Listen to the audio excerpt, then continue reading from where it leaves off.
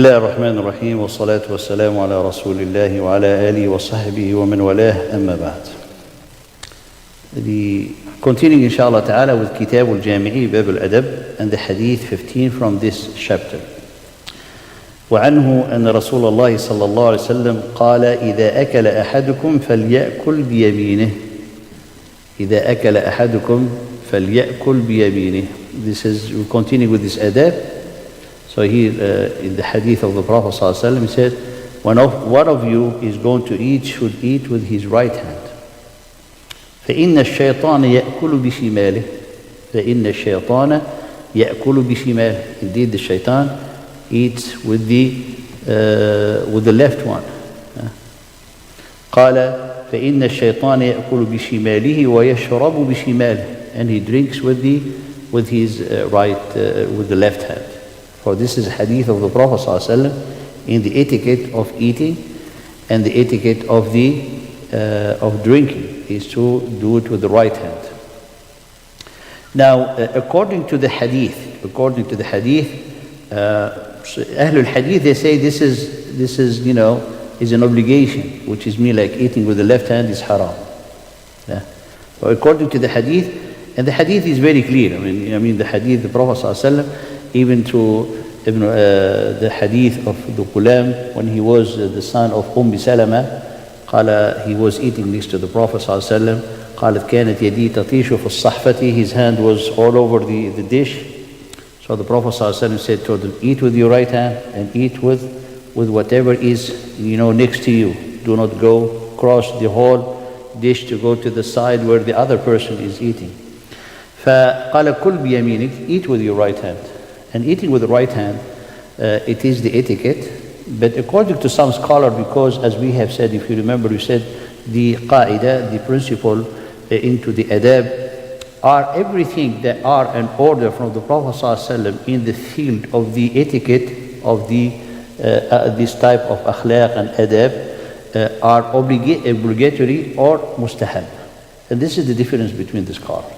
So when we look at the hadith is very clear.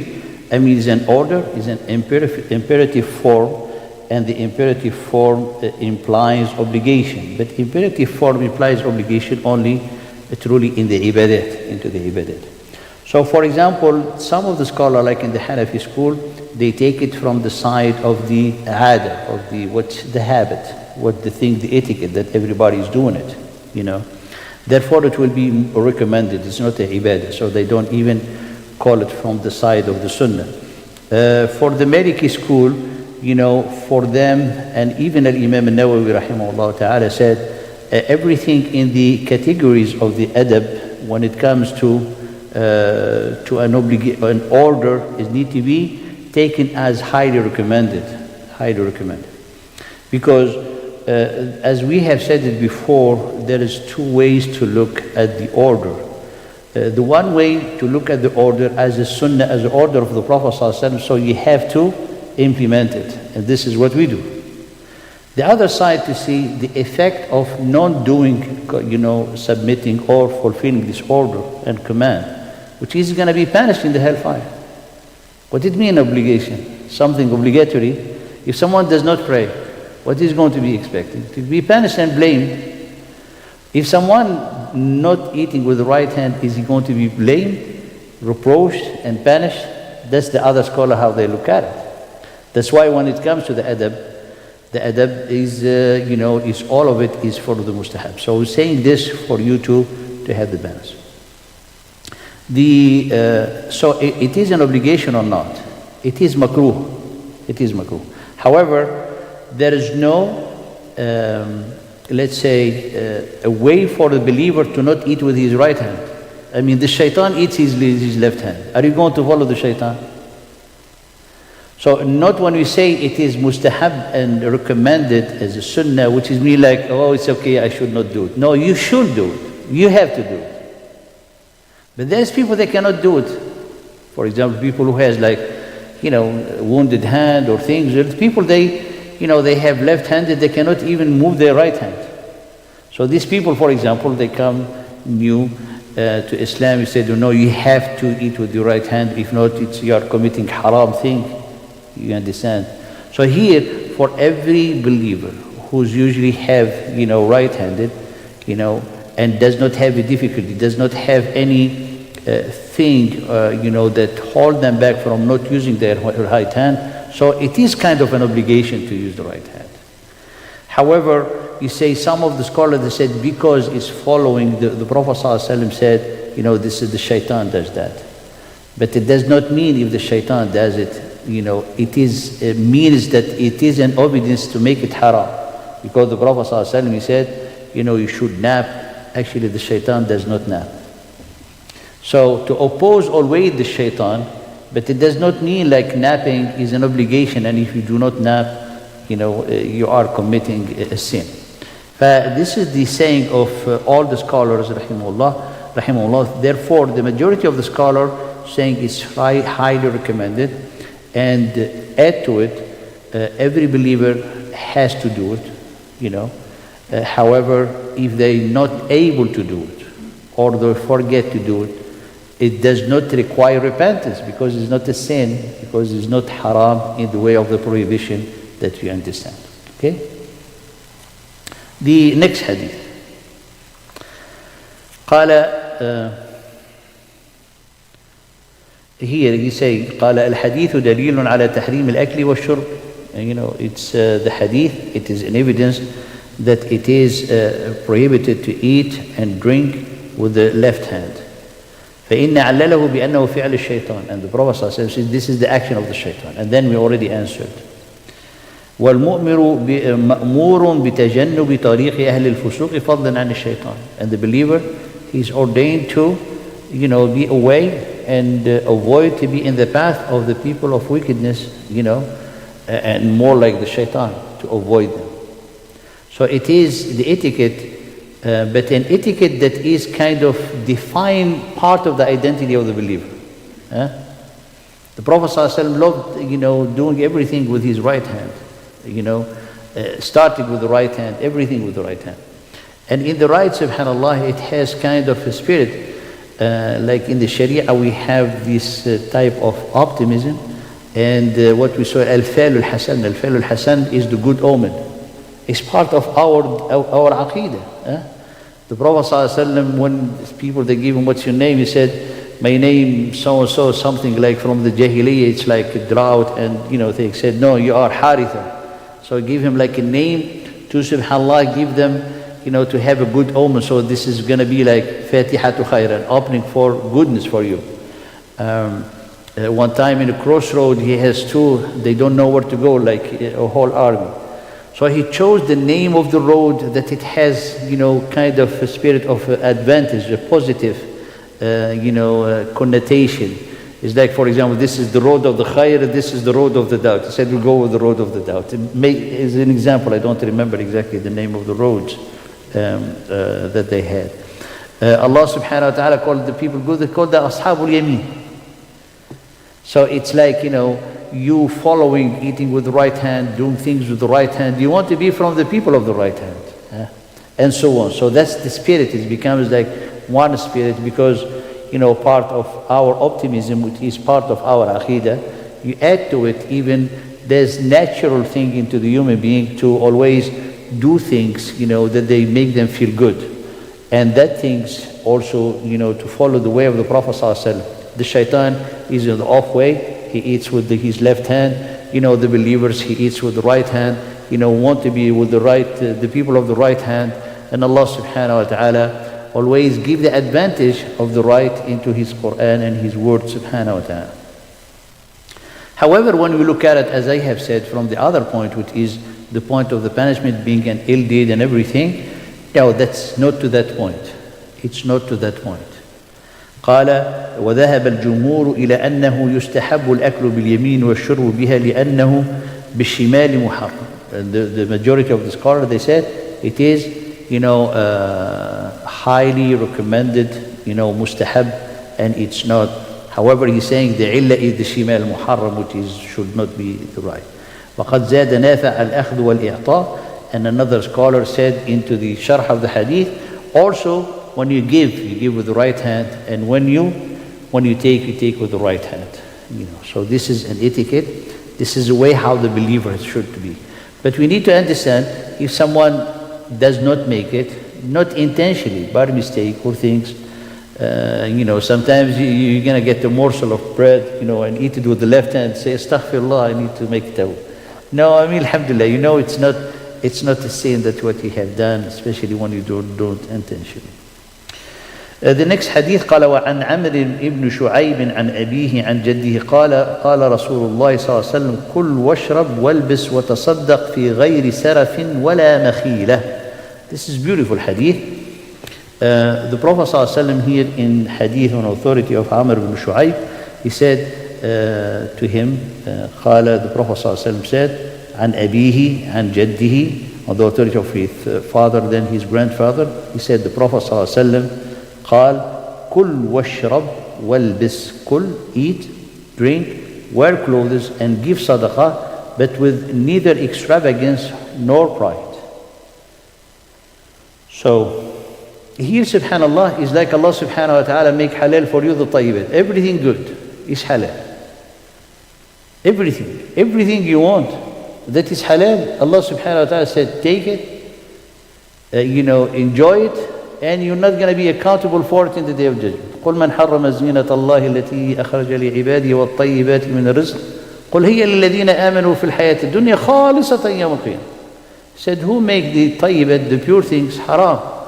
They are for the believers to enjoy them into this life, khalisa, free in the day of judgment, which means, according to the tafsir, they say, they will not be held accountable for it, because the disbeliever, they're going to be held accountable of every gift that they get.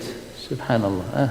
Because Allah subhanahu wa ta'ala made the gift that we had to pay them with alhamd, and Allah subhanahu wa ta'ala accept from you that shukr. Subhanallah. فقال والبس وتصدق في غير سرف ولا مخيل. But do this without waste. Saraf, waste, extravagance. No makhila, arrogance, pride. So this is very important. This is the key of the hadith. So he said,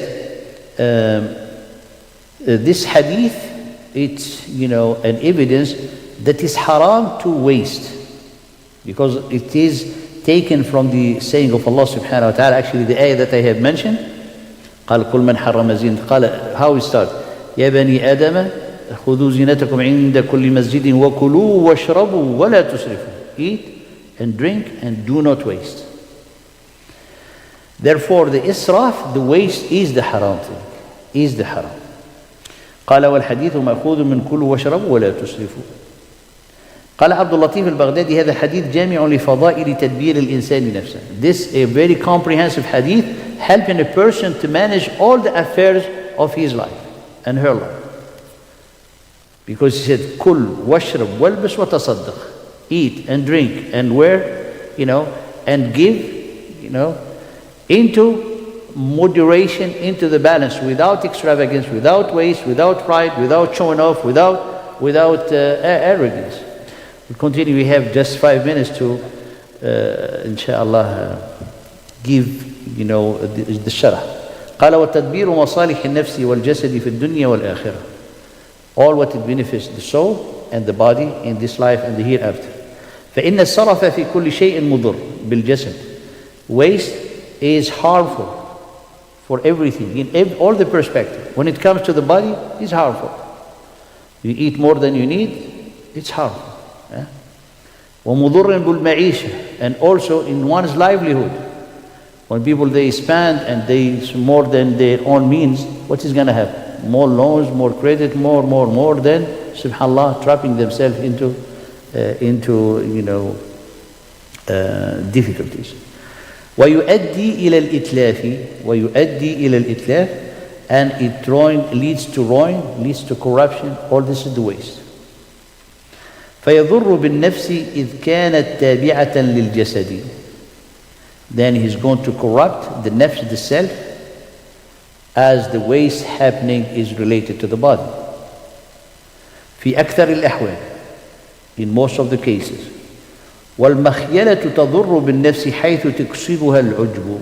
And if someone doing that, So there's pure waste, which is like buying and things more than someone can need, and storing and things. SubhanAllah, it give like, an aspect or an effect on having the heart to be hard.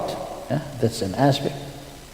But also the livelihood of a person will be affected, and the body of the person, the health of the person will be affected. This is the waste. وَالْمَخْيَلَةُ تَضُرُّ بِالنَّفْسِ حَيْثُ تَكْسُبُهَا الْعُجْبُ. And that extravagance and pride and showing off is going to corrupt the inner soul by making them to have that, that self-pride and or like excessive self-esteem, and that becomes turned into arrogance. And arrogance, what is going to lead to kufr and gratefulness. Because the waste leads to kufr, leads to ungratefulness. Leads to kufr, leads to ungratefulness. Because when you have a little, you always be grateful to Allah subhanahu wa ta'ala. When someone has a lot, and people actually, they have a lot, but they cannot even afford it. Today, it's a big issue. قال وتضر بالآخرة حيث تكسبها الإثم. And it ruins ones hereafter. Why? By doing such a thing, they are accumulating sins. وبالدنيا حيث يكسبها المقت من الناس. And add to it also ruin into this life. Why? Because people, they're going to hold grudge and not liking this person. Why? Because if someone wasting and being arrogant, he's going to have people who appreciate him. No, they're not. So look, subhanAllah, in this hadith, how beautiful, as he said, قَالَ جَامِعٌ, comprehensive to all the merits and to all the virtues in the self-management, you can get everything as long as it's in a moderation. If you need your house with 20, a palace, make a palace if you can afford it and you can pay your zakat. But how many rooms you gonna make? 6 bedrooms for yourself? Well, you're not gonna use them, and so on, things like that. So you can get whatever you want as long as you are moderate and balanced and you do not waste.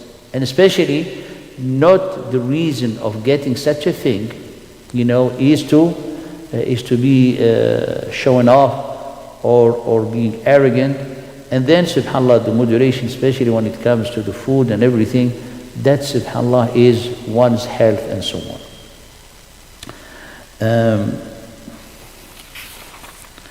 وقد علق البخاري عن ابن عباس قال كل ما شئت واشرب ما شئت. There's a hadith mu'allaq on Ibn Abbas. He said, eat whatever you want and drink whatever you want. ما أخطأت خصلتان. As long as you respect 2 characteristics. Not waste and not be arrogant. So do whatever you want, but avoid these 2. These are the ruin one's life in this life and the hereafter. نكتفي بهذا القدر إن شاء الله. جزاكم الله خير. We'll stop here. And next time we're talking about the al-bab al-birri was-sila. The chapter of al-birr,